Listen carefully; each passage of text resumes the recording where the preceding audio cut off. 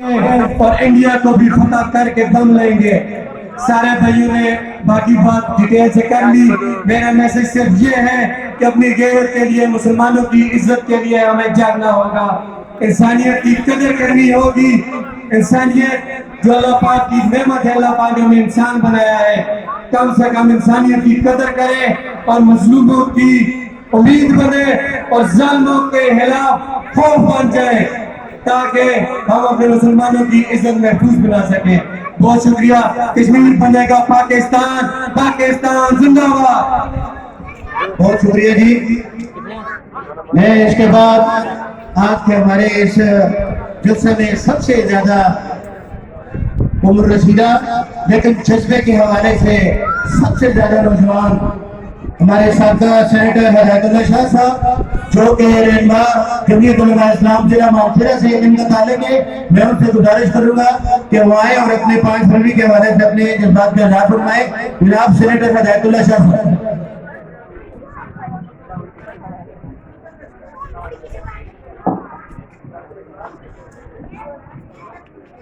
نحمده ونصلي على رسوله الكريم اما بعد فاعوذ بالله من الشيطان الرجيم بسم الله الرحمن الرحيم وما لكم لا تقاتلون في سبيل الله والمستضعفين من الرجال والنساء والولدان الذين يقولون ربنا اخرجنا من هذه القرية الظالم اهلها واجعل لنا من لدنك نصيرا صدق الله العظيم۔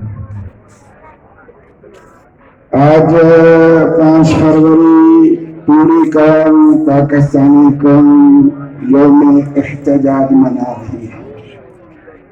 یوم احتجاج کا معنی یہ ہے کہ کشمیر کے مظلوم اور مقہور مسلمانوں کے ساتھ یکجہتی کا اظہار ہے،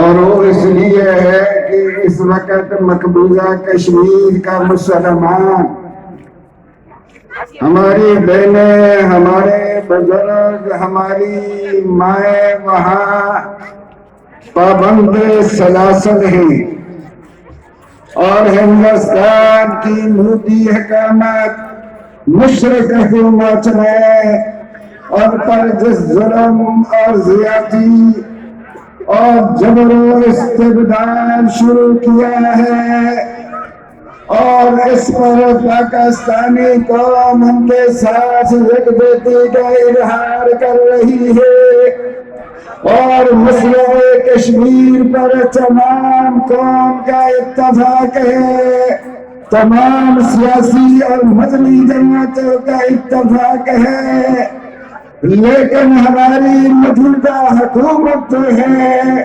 یہ مسئلہ کشمیر کو اجاگر کرنے میں پھیل رہی ہے۔ انہوں نے پاکستان کشمیر کے مظلوم مسلمانوں کے ساتھ جو ہمدردی کا اظہار کرنا چاہیے تھا یا عملی اقدام کرنا چاہیے تھا، وہ کرنے سے یہ حکومت قاصر رہی اور پھیل رہی۔ ہماری حکومت خارجہ پالیسی بھی اس کی فیل ہو گئی۔ اقوام متحدہ میں یہ واحد حکومت ہے جس نے قرارداد پاس بھی نہیں کر سکی، اور